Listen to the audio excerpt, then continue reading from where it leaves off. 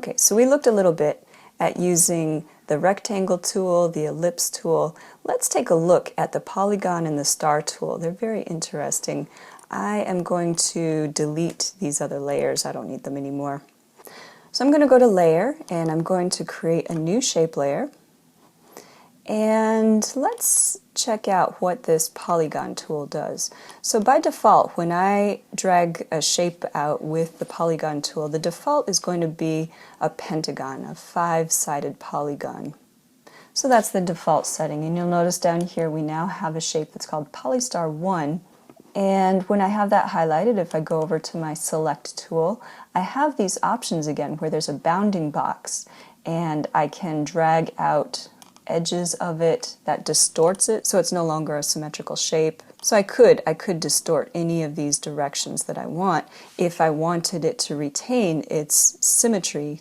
To be an equilateral pentagon, I would hold down the Shift key, pull out one of the corners here, and that scales it up and down, keeping all of its relative dimensions the same. I also have this option here to rotate it. So we've just made a 5-sided polygon. Let me show you another thing that we can do with this tool. So again, I have the polygon tool selected. I'm pressing down my mouse key right now. While my mouse key is pressed down, I have these options to pull it out further, to make it smaller, to rotate it as I'm drawing it. I also have an option.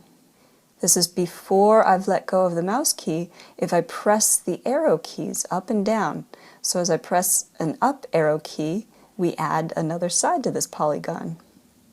As I press that up key again, it adds another, and another, and another, and another, and so forth. You could get to some very, very complex polygon shapes this way. And again, I'm still holding down this mouse key. I haven't released the mouse key yet. So when I go with my down arrows, it takes away sides. It's subtracting sides. I could get back down to that pentagon shape. I could even go all the way down to a triangle shape. I'll leave it as this octagon shape and release it there.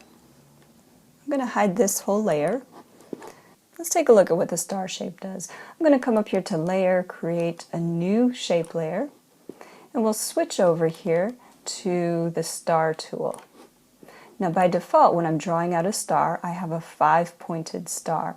And the same things, while this mouse button is clicked down and I'm still drawing the shape, I can expand it, I can shrink it, I can rotate it.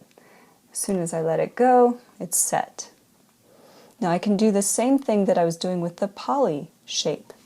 So I can click down my mouse key, start drawing out this star, and before I release the mouse button, I can press the up arrow key to add sides to it. I can press the down arrow key to take sides away. I could even get back to that triangle shape. So you can get up to building some very complex geometrical shapes using these tools.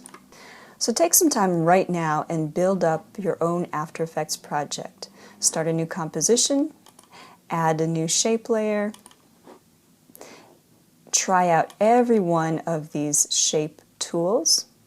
Make sure to create some shape layers that have multiple different shapes inside the contents window, and then draw some layers that have only one shape in it. And then practice moving these layers around or trying out some of the transform properties, either by highlighting the bounding box and dragging it around, or perhaps by using the transform settings that you have under each layer. So when you feel comfortable creating shapes this way using the shape tool, go on to our next video tutorial where we'll talk about another way to create shapes.